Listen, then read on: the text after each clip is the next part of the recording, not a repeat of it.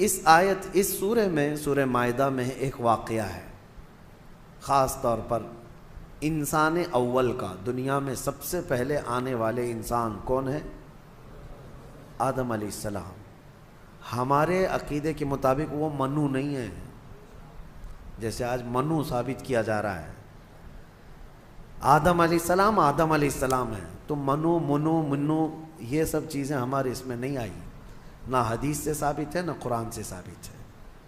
سنا ہے آپ نے کہیں آدم علیہ السلام کا نام؟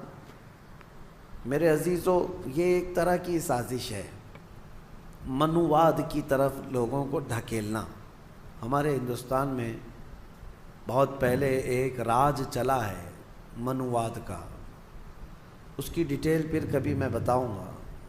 وہ ایسا بدترین دور تھا کہ کم ذات کے لوگوں کو جینے کا حق ہی نہیں تھا۔ وہ اس طرح کہ وہ اگر کسی بڑی اونچی ذات والے کو چھو بھی دیتا تو پھر اس کے ہاتھ کاٹ دیے جاتے۔ مقدس کتابیں اگر کم ذات کا آدمی سن لیتا تو اس کے کان میں گرم تیل ڈال دیا جاتا۔ بہت سخت ترین چیزیں، یہ جو کاسٹزم تھا جو اس منوواد میں تھا، اور ہم اس کے خلاف ہیں۔ بہرحال یہ منو کیا ہے، اس کے سلسلے میں ہم کو کیا بحث کرنی ہے؟ ہمیں ہمارے نبی پاک صلی اللہ علیہ وسلم نے جو انبیاء کے نام بتائے ہم ان کو نبی مانتے ہیں۔ بات صحیح ہے؟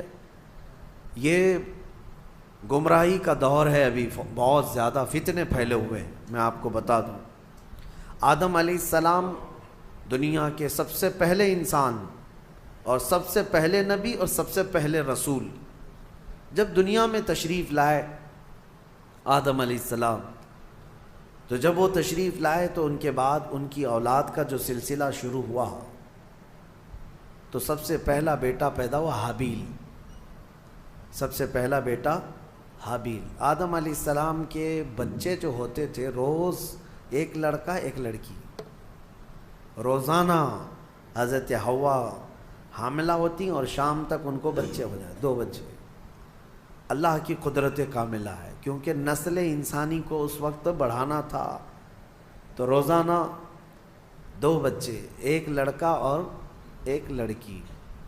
پہلے دن پیدا ہوئے حابیل، اور اس کے بعد ان کے ساتھ جو پیدا ہوئی وہ اقلیمہ نام سے تھی۔ دوسرے دن جو پیدا ہوئے وہ قابیل، اور اس کے ساتھ یہودا نام کی لڑکی پیدا ہوئی۔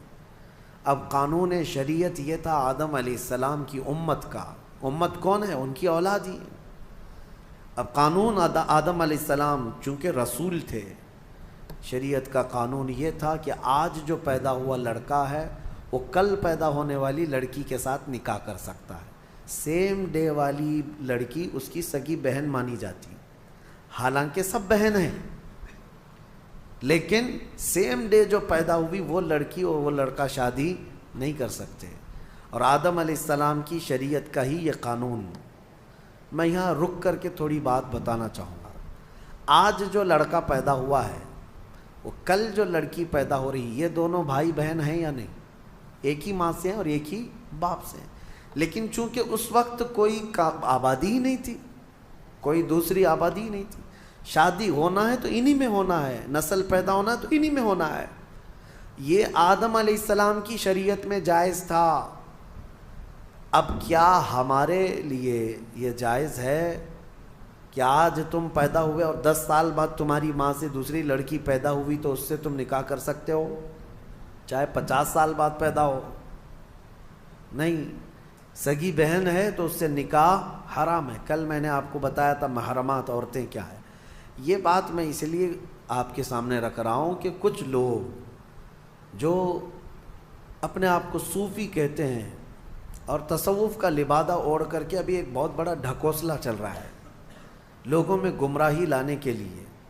ان کو شریعت سے کوئی مطلب نہیں ہے، وہ کہتے ہیں ہم طریقت والے ہیں، وہ معرفت والے ہیں۔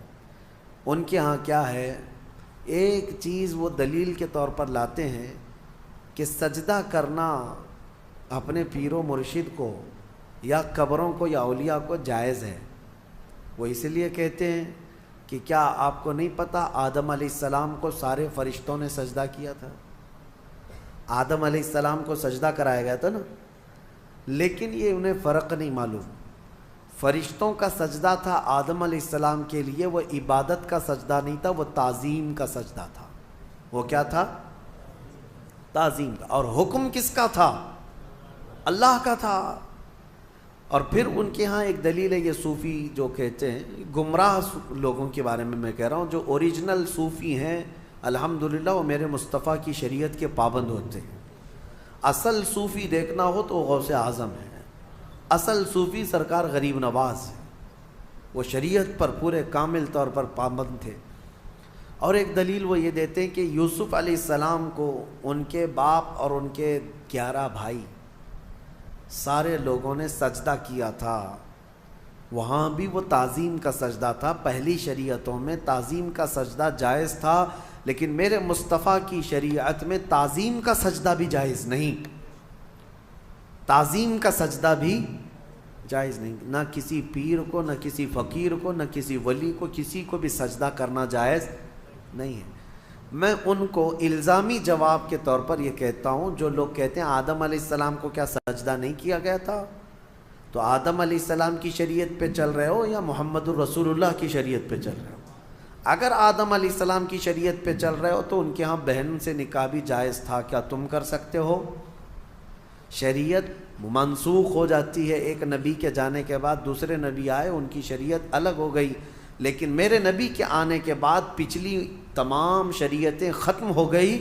اب جو بھی چلے گی وہ کیا ہے؟ آئی نئی حکومت، سکہ نیا چلے گا، اور نبی کریم صلی اللہ علیہ وسلم کی شریعت، حتیٰ کہ قیامت کے قریب عیسیٰ علیہ السلام بھی تشریف لائیں گے تو فرمایا گیا وہ شریعت مصطفیٰ کے مطابق عمل کریں گے، وہ اپنی شریعت لے کر نہیں آئیں گے۔ حالانکہ عیسیٰ علیہ السلام نبی بھی ہیں، رسول بھی ہیں، ان کے زمانے میں ان کی شریعت تھی، لیکن قیامت کے قریب اب عیسیٰ علیہ السلام آئیں گے تو کس کی شریعت پر عمل کریں گے؟ ہمارے نبی پاک صلی اللہ علیہ وسلم۔ اب سنیے، آدم علیہ السلام کے بڑے بیٹے حابیل اور قابیل کا واقعہ اس میں آیا ہے۔ کیا واقعہ ہے؟ ہوا یہ کہ حابیل کے ساتھ جو لڑکی پیدا ہوئی ان کے ساتھ نکاح نہیں جائز تھا۔ دوسرے دن جو لڑکی پیدا ہوئی یہودا، اس کے ساتھ حابیل کا نکاح ہونا تھا، اور قابیل جو دوسرے دن والا ہے اس کا نکاح پہلے دن والی لڑکی سے ہونا تھا۔ لیکن مسئلہ یہ تھا کہ قابیل کو یعنی چھوٹے بھائی کو اپنے ساتھ جو پیدا ہوئی وہ لڑکی زیادہ پسند تھی، وہ خوبصورت بھی زیادہ تھی، وہ لڑکی زیادہ خوبصورت تھی، اور اسے اپنے ساتھ پیدا ہوئی لڑکی سے ہی شادی کرنا تھا۔ آدم علیہ السلام نے منع فرما دیا کہ اللہ کا حکم ہے تم اس سے نکاح نہیں کر سکتے، اس لیے کہ یہ تمہاری سگی بہن ہے۔ دنیا میں سب سے پہلا فتنہ عورت کی وجہ سے ہوا، سب سے پہلا فتنہ، دونوں بھائیوں میں شدید اختلاف پیدا ہو گیا۔ حابیل اور قابیل میں اتنا شدید اختلاف پیدا ہوا کہ ایک لڑکی سے نکاح کرنا ہے، شادی کرنا ہے۔ اس شادی کے چکر میں دونوں کا جھگڑا بھی ہوا، یہاں تک کہ آدم علیہ السلام نے حکم دیا دونوں کو کہ تم دونوں ایک ایک قربانی کرو جانور، اور کھلے میدان میں لا کر کے اپنی اپنی قربانی رکھو، جس کی قربانی قبول ہو گئی وہ حق پر ہے۔ اور قبول ہونے کا طریقہ کیا ہے؟ آسمان سے کوئی چیز آئے گی اور جس کی قبول ہے وہ قربانی اٹھا کر لے جائے گی۔ یہ واقعہ بھی قرآن پاک میں موجود ہے۔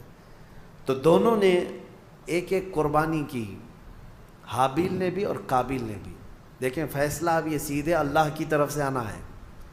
دونوں نے کھلے میدان میں اپنی قربانی کو ڈال دیا، جو ذبح کیا تھا انہوں نے۔ تھوڑی دیر کے بعد آسمان سے ایک آگ آئی اور حابیل جو بڑے بیٹے کی قربانی تھی اس کو آگ اٹھا کر آسمان میں غائب ہو گئی، وہ اس کی قربانی غائب ہو گئی۔ اب یہ واضح علامت تھی کہ حابیل حق پر ہے، اور اللہ کا قانون بھی یہی ہے، لیکن قابیل کو نہ ماننا تھا، نہیں ماننا۔ عورت کی محبت دل میں ایسی رچ بس گئی تھی کہ وہ اس حقیقی نشانی کو دیکھنے کے بعد بھی وہ نہ مانا، کہا کہ میں نہیں مانوں گا۔ آدم علیہ السلام نے بہت سمجھایا کہ حد سے نہ بڑھو، اللہ تبارک و تعالیٰ حد سے بڑھنے والوں کو پسند نہیں کرتا۔ پھر ہوا یہ کہ آدم علیہ السلام حج پہ چلے گئے، حج پہ چلے گئے، خانہ کعبہ کی زیارت کے لیے اللہ کا حکم ہوا، آدم علیہ السلام چلے گئے۔ اب یہ واقعہ کہاں پیش آیا تھا، اس میں تاریخ میں الگ الگ باتیں آتی ہیں، لیکن بہت سارے علماء کا کہنا ہے کہ یہ واقعہ ہندوستان میں ہی پیش آیا تھا، کیونکہ آدم علیہ السلام کی سرزمین جو ہے، سب سے پہلے جو جنت سے آپ اترے سرندی پہاڑ جو سری لنکا پہ ہے، تاریخی روایات یہ بتاتی ہیں آدم علیہ السلام وہاں اتارے گئے تھے۔ سری لنکا کوئی الگ کنٹری نہیں تھی، وہ انڈیا میں، ہندوستان میں تھا، اور اسی سے پتہ چلتا ہے کہ پورا ہندوستان ہمارے باپ کا ہے۔ حقیقت ہے یا نہیں؟ سب کے باپ کا ہے، آدم علیہ السلام ہمارے باپ ہیں، پوری دنیا کے باپ ہیں۔ تو یہ واقعہ جب پیش آیا، آدم علیہ السلام جب حج پہ چلے گئے، تو اب دونوں کے درمیان جو لڑکی کو لے کر اختلاف تھا وہ کیا ہوا، کہاں تک چل گیا۔ اب شیطان آیا، سب سے پہلے انسانوں کو بہکانے اور ورغلانے کا جو چیلنج کر کے آیا تھا اللہ کی بارگاہ سے، اللہ تعالیٰ نے اس کو آدم علیہ السلام کو سجدہ نہ کرنے کی وجہ سے مردود کر دیا تھا، نکال دیا تھا، اور اس نے اللہ کو یہ چیلنج کیا تھا کہ آدم کی جتنی اولاد پیدا ہوگی سب کو میں گمراہ کروں گا، کبھی ان کے سامنے سے، کبھی بائیں سے، کبھی دائیں سے، کبھی پیچھے سے آ کر میں ان کو بہکاؤں گا، تیرے سیدھے راستے پر کسی کو چلنے نہیں دوں گا۔ یہ اللہ سے اس نے چیلنج کیا تھا، اور اللہ نے فرمایا جا تجھے قیامت تک کی عمر دیتا ہوں، قیامت تک کی تجھے عمر ہے، جتنی کوشش کر سکتا ہے کر۔ لیکن رب تعالیٰ نے فرمایا میرے کچھ مخلص بندے ایسے ہوں گے جن پر تیرا داؤ نہیں چل سکے گا۔ اللہ ہمیں ان مخلص بندوں میں شمار فرمایا۔ شیطان پہلی مرتبہ آیا، دونوں بھائیوں کے بیچ میں دیکھا لڑکی کو لے کر کے اختلاف ہے، تو یہاں آگ لگانا اب اس کا کام تھا۔ اس نے آ کر کے قابیل کو کہا تیرے لیے اچھا سا راستہ میں کیوں نہ بتاؤں، تیرے حق میں وہ لڑکی اچھی ہے، تجھے کرنا ہی چاہیے تھا، تیرا باپ بھی مخالف ہے، تیرا بڑا بھائی بھی مخالف ہے، لہذا ایک کام کر، اس تیرے بڑے بھائی کو دنیا سے ہی ختم کر دے، راستہ صاف ہو جائے گا۔ اس وقت تک ابھی موت نہیں معلوم کسی کو، پیدا تو ہوئے تھے لیکن موت ابھی تک کسی کی نہیں آئی ہے، نہ ہی مرنا معلوم نہ ہی مارنا معلوم تھا۔ تو قابیل کو آ کر کے ابلیس نے، شیطان نے طریقہ بتایا۔ قابیل نے پوچھا میرے بھائی کو اگر ہمیشہ کے لیے میں راستے سے ہٹانا چاہوں تو کیا کرنا ہے؟ تو ابلیس نے ایک بہت بڑا پتھر اٹھا کر کے دکھایا، کہا کہ اس طرح پتھر اٹھاؤ اور اس کے سر پر مار دو۔ تو حابیل ایک جگہ پر بیٹھا ہوا تھا، اسے بھی خبر نہیں تھی کہ بھائی اپنی موت کا سبب بنتا ہے۔ تو قابیل جو چھوٹا بھائی تھا، لڑکی کے عشق میں جو پاگل تھا، پتھر اٹھایا اور لے جا کر اپنے بڑے بھائی کے سر پر پیچھے سے دے مارا۔ جیسی ہی مارا تو وہ سر پھٹ گیا اور بڑے بھائی کا اسی جگہ پر انتقال ہوا۔ دنیا کا پہلا مرڈر ہے، دنیا کی پہلی موت اور دنیا کا پہلا قتل کس نے کیا؟ چھوٹے بھائی نے بڑے بھائی۔ کس کے لیے کیا وہ بھی پتہ ہے، عورت کے لیے کیا۔ ہوا یہ کہ قتل کرنے کے بعد اب یہ تک نہیں پتا تھا اس کو کہ کرنا کیا ہے اس لاش کا۔ اللہ فرماتا ہے فَبَعَثَ اللَّهُ غُرَابًا يَبْحَثُ فِي الْأَرْضِ، اللہ تعالیٰ نے کوے کو بھیجا۔ کوا، دو کوے آسمان سے اڑتے ہوئے آئے، ایک کوا دوسرے کوے کو ٹھونک مارتا تھا، لڑائی دونوں کی چل رہی تھی، دونوں کووں کی لڑائی چل رہی تھی۔ قرآن میں اللہ نے بیان فرمایا اس کو، لڑتے لڑتے ایک کوے نے دوسرے کوے کو اتنا مارا کہ زمین پر گر گیا، ایک کوا مر گیا، دوسرا کوا بیٹھا تھا۔ ایک زندہ کوا ہے اور ایک مردہ کوا ہے، کوے بھی دونوں بھائی ہی ہوں گے، اور کیا پتہ وہ بھی کسی لڑکی کے لیے لڑ رہے ہوں، لیکن یہ تو تفسیر میں نہیں ہے، کیوں لڑ رہے تھے یہ تو نہیں معلوم، لڑے اور مارا بھی ایک کوے نے اور مر گیا دوسرا کوا۔ تو رب تعالیٰ فرماتا ہے پہلے کوے نے اپنے پیروں سے زمین کھودنا شروع کیا، کچھ زمین کھودا اور مرے ہوئے کوے کو اس گڑھے میں دھکیل دیا اور پھر پیروں سے اس کے اوپر مٹی ڈال دیا۔ تو قابیل وہ کووں کی اس حرکت کو دیکھ رہا تھا. اس کے بعد اسے یہ پتہ چلا کہ اپنے مرے ہوئے بھائی کو اس طرح زمین میں چھپا دینا چاہیے. تو پہلی مرتبہ قابیل نے خود قبر کھودی اور حابیل کو اس کے اندر دفن کر دیا اور اس پر مٹی ڈال دیا. یہ دنیا کا پہلا قتل تھا ایک عورت کے حصول کے لیے، لیکن بتایا گیا کہ اس قابیل کو بھی وہ عورت نہیں مل سکی. آدم علیہ السلام جب تشریف لائے تو شریعت کا حکم عدولی اور پامالی کرنے کے سزا دی گئی اس شخص کو، قابیل کو.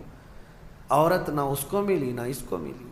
یہ دنیا ایسی ہے جس کو امام اہل سنت فاضل بریلوی رحمۃ اللہ علیہ نے کیا ہی بہترین انداز میں فرمایا، شہد دکھائے زہر پلائے، قاتل ڈائن شوہر کش، اس مردار پہ کیا للچائے، دنیا دیکھی بھالی ہے.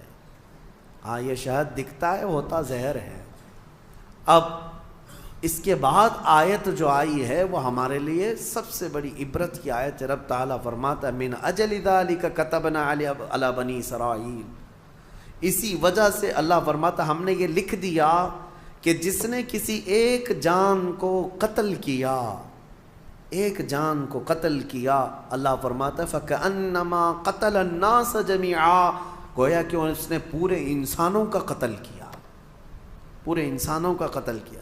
ومن احیاها فکأنما احیا الناس جميعا، اور جس نے کسی ایک جان کو بچایا گویا کہ اس نے پورے انسانوں کو بچایا.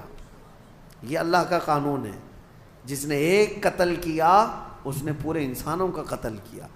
اب یہاں سے قیامت تک جتنے مرڈر ہوں گے، قتل ہوں گے، ان سب قتل اور مرڈر کا گناہ اس قابیل کو دیا جائے گا جس نے سب سے پہلا قتل دنیا میں کیا. لیکن کوئی یہ نہ سمجھے کہ اس کو نہیں ملے گا، سب قابیل پہ جائے گا. ہاں یہ سوچ کر کے مرڈر شروع ہو جائے. قتل کرنے کا گناہ خود کا گناہ تو ہے ہی، لیکن اتنا بڑا گناہ اس کو بھی دیا جائے گا جو فرسٹ ٹائم شروع کیا.